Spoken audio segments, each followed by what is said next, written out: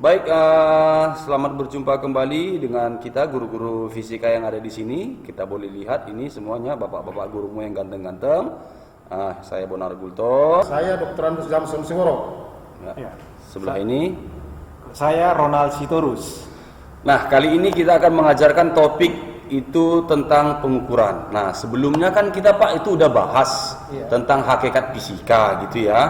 Nah, hakikat fisika itu kan kita berbicara tentang bagaimana, apa sih sebenarnya fisika itu, kenapa sih kita harus belajar fisika, kira-kira begitu. Lalu setelah itu kita singgung juga kemarin tentang metode ilmiah ya Pak ya. Iya, metode ilmiah. Jadi kemudian alat keselamatan di laboratorium. Ya. Ya. Nah, di laboratorium itu ada kita lihat alat-alat ukur. Iya. Nah, bagaimana kita melakukan pengukuran di laboratorium, kerja di laboratorium, itu yang akan kita bahas. Atau ada lagi kira-kira Pak yang lain? Iya, jadi mungkin setelah mempelajari hakikat fisika, jadi sebenarnya fisika itu bukan pelajaran yang sangat menakutkan ya. Mudah-mudahan kalau kita tahu arti hakikat sebenarnya, justru fisika itu pelajaran yang sangat menenangkan. Jadi orang-orang yang tahu dengan ilmu fisika pasti orang-orang yang paling berbahagia. Terima kasih. Semangat terus. Semangat ya. terus. Memang harus fisika. Begitu, harus belajar fisika. Baik. Nah, sekarang kita akan tunjukkan slide untuk pengukuran. Ya, kita akan tunjukkan slide untuk pengukuran. Baik. Ini dia slide-nya. Nah, kita akan bicara pada bab ini besaran, satuan, dan pengukuran. Nah, seperti kemarin di hakikat fisika, kita juga harus punya rasa ingin tahu yang besar, gitu ya. Itu kemarin pelajarannya. Baik. Jadi sekarang kita masuk ke pelajaran ini. Jadi rasa ingin tahu itu termasuk juga hakikat fisika Pak Gultom ya? Iya, rasa ingin tahu itu juga termasuk hakikat fisika. Masuk percaya diri. Iya. Ya. Baik, kalau begitu inilah materi-materi pokok yang akan kita bahas. Pertama, kita mengukur besaran fisika. Lalu yang kedua, dimensi besaran fisika. Yang ketiga, kita akan melaporkan hasil pengukuran. Jadi waktu kita membuat satu percobaan, ada pengukurannya, bagaimana cara melaporkannya, gitu ya. Bagaimana cara menuliskan hasil pelaporannya. Lalu setelah itu kita akan bahas besaran pokok dan besaran turunan, gitu. Lalu yang terakhir, konsep dasar vektor. Konsep dasar vektor. Baik. Untuk hari kita ini akan bahas tentang apa Pak? ya, mengukur besaran fisika untuk hari ini ya. Tentang pengukuran ya, pengukuran. Baik. Nah, kita lanjut ini mengukur besaran fisika. Nah, ini dia. Kalau besaran fisika sendiri apa sih? Gitu ya. Ayo, besaran fisika adalah sesuatu yang dapat diukur. Dengan nilai. Jadi bukan hanya dapat diukur, gitu ya. Kalau misalnya apa saja sih sebenarnya Pak yang dapat diukur itu? Contohnya ganteng. Ganteng bisa diukur enggak? Relatif Pak ya. Relatif dia. Kalau ganteng menurutku Pak bisa diukur, tapi nggak bisa dinyatakan dengan nilai. Bisa dia diukur karena mengukur itu setahu saya adalah perbandingan, gitu. Jadi ganteng bisa dibandingkan, tapi nggak bisa dia punya standar, gitu. Atau menurut Bapak gimana Pak Boro? Iya, selain bisa diukur, tentu harus punya satuan kan? Iya. Baru bisa dikatakan suatu besaran. Jadi kalau seorang ganteng, ya tidak ada satuannya. Iya, betul. Dia tidak termasuk besaran. Iya, nah itu dia, mantap. Berarti ganteng itu bukan besaran fisika, gitu ya, bukan besaran fisika, karena besaran fisika itu hanya yang dapat diukur dan punya nilai, gitu dia. Nah, seperti yang kita bahas tadi, itu kan pengukuran adalah membandingkan nilai suatu besaran dengan besaran lain.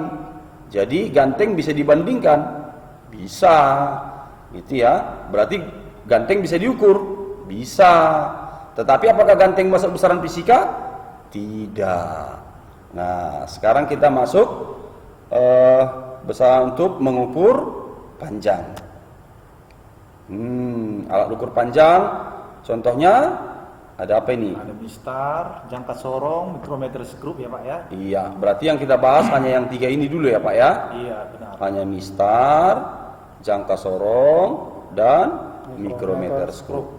Itu dulu yang mau kita bahas. Nah, lalu setelah itu kita bahas tentang skala dari alat-alat tersebut gitu ya. Baik, untuk mistar sendiri, mistar itu skala yang paling kecil, artinya yang mampu diukurnya yang paling kecil. Kalau kita lihat di penggaris itu cuman 1 mm. 1 mm atau 0,1 cm. Itulah kalau penggaris atau istilah Batak dulu apa dulu Pak? Roll nih Pak ya. Belobasnya? Belobas. Belobas. Itulah istilah Batak dulu, belobas. Iya. Zaman kami belobas dan namanya itu. Inilah contohnya. Berapa panjang? Coba kita lihat. Berapakah panjang garis A B. dan B? Oke, kalau kita lihat dulu ini. Kita lihat ini angka 4 enggak sampai ke 5. Ada di sini dia. 4,5 ya Pak ya. Iya. Berarti kalau kita lihat dari sini, nah panjang AB yang pertama kita lihat ini untuk satuannya dia 4 dia pertama, tapi dia lewat sedikit, yang lewat itu di 1 mili kan? iya Di 5 ya. di 5. Jadi kalau kita hitung di sini 1, 2, 3, 4. Nah, yang terakhir di sini 5. Ini dia. Berarti jawabnya 4,5 cm. 4,5 cm. Baik, kita teruskan. Nah, sekarang kita masuk cara membaca jangka sorong. Kalau jangka sorong ini yang paling kecil yang mampu diukurnya itu adalah 0,1 mm. Jadi kalau penggaris tadi kan 1 mm. Kalau ini 0,1 berarti dari yang 1 mm itu dibagi 10 lagi ya Pak ya? Iya. Dibagi 10 lagi, bayangkan kecilnya yang bisa dia ukur. Jadi artinya lebih teliti lah jangka sorong. Iya. Kan gitu Pak ya? Iya, berarti kalau menggunakan jangka sorong penelitiannya hasil ukurnya lebih teliti. Jadi karena itulah banyak digunakan untuk mengukur yang mau lebih detail. Baik, nah sekarang bagaimana cara membaca jangka sorong ini? Jadi cara pembacaannya, jangka sorong itu terdiri atas skala utama dan skala nonius. Jadi skala utama itu yang mana itu? Iya, skala Yang mana itu Pak ya? rahang tetap ya, rahang tetap lah itu. Iya, yang di atas Pak ya. Oh, yang di atas ini Pak. Iya. Oh, yang di atas inilah yang namanya skala utama. Berarti semua ini ya 0, Iya, 0 1, gitu ya Pak ya? Iya, benar. 2. Oh. Jadi inilah ya Pak yang namanya skala utama. Jadi kalau skala nonius Dia yang di bawah. Oh, yang geser. Bisa bergeser ya. Skala geser atau Vernier ya. Jadi inilah Pak yang digeser-geser itu ya. Berarti angka 0 ini dengan sampai angka 10. Oh gitu. Oh, baru ngerti saya Pak. Oke. Baik, nah sekarang coba kalau cara membacanya kayak mana ini Pak?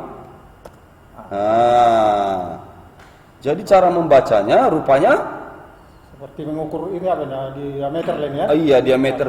Guli lah ini ya, guli ya. Iya. Guli. Berarti Oke. yang diukur diameter. Jadi yang pertama kita lihat skala utama ya. Skala utama sebelum melewati skala geser ya.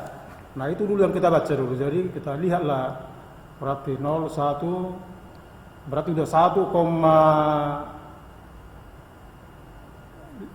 ya, 1,5. Iya. 1,5. Jadi skala utama 1,5. Iya, Nah, berarti kita tuliskan dulu itu skala utama 1,5. Oh, berarti gini Pak. Angka nolnya ini duluan dilihat. Angka 0, angka iya. nolnya ini berada di mana? Di angka sini. Ini dia Pak ya. Iya, benar. Oh. Iya. Ini tuh angka berapa itu? Kalau ini angka 1. 1 berarti 1,5. Ini 1,1, 1,2 berarti yang ini 1,5 berarti skala utamanya adalah 1,5 cm. Oh. Kemudian kita baca skala geser atau Skala nonius.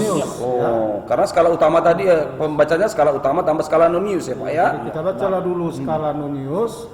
Kita lihat skala yang tepat berimpit ke skala utama. Kita lihat dari 0. Oh, dari 0, 0, 1, 2 enggak ada berimpit. Oh, ini berimpit nih Pak ya.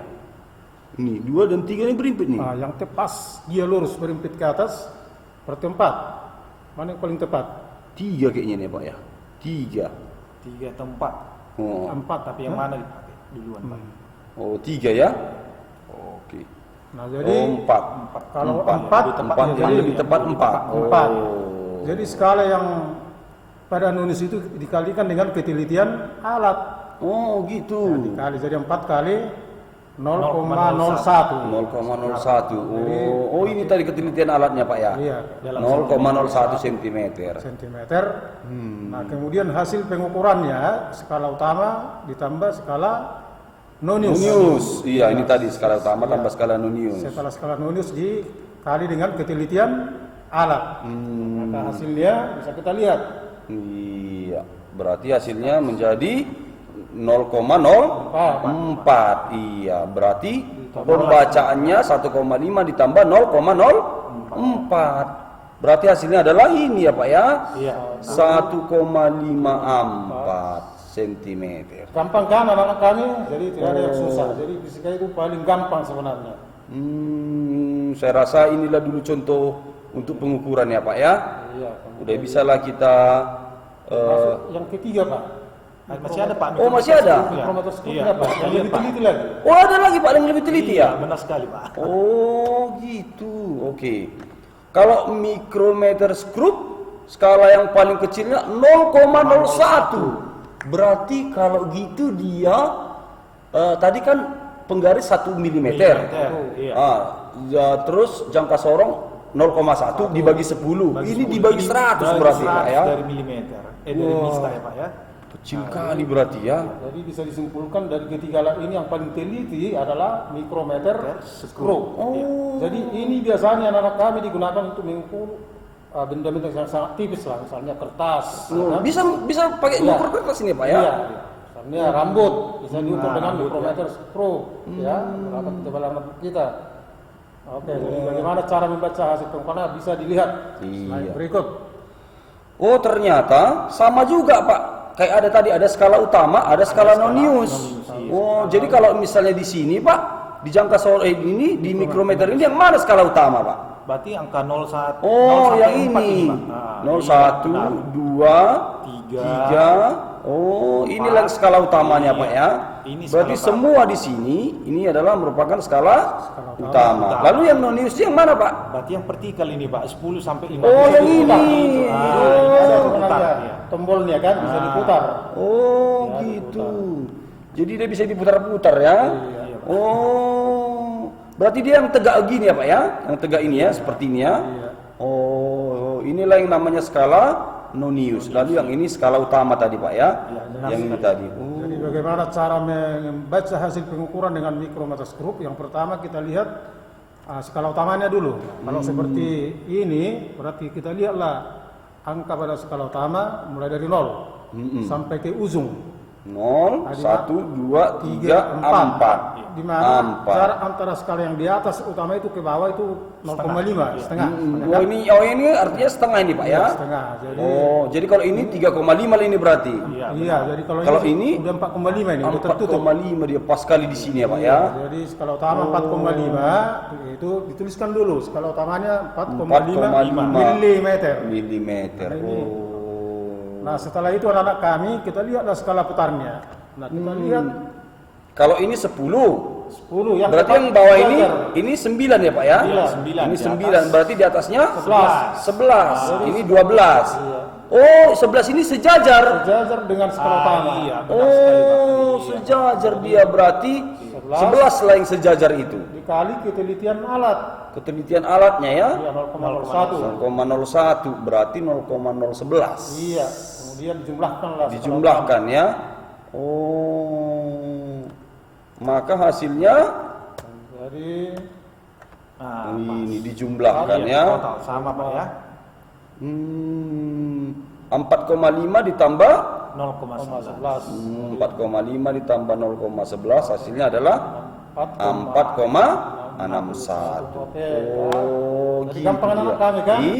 Di video berikutnya kita akan sajikan tentang pembelajaran pengukuran-pengukuran yang lain. Baik, sampai berjumpa. Ya, tetap semangat. Tetap semangat. Ini kami bertiga. Dan bye-bye.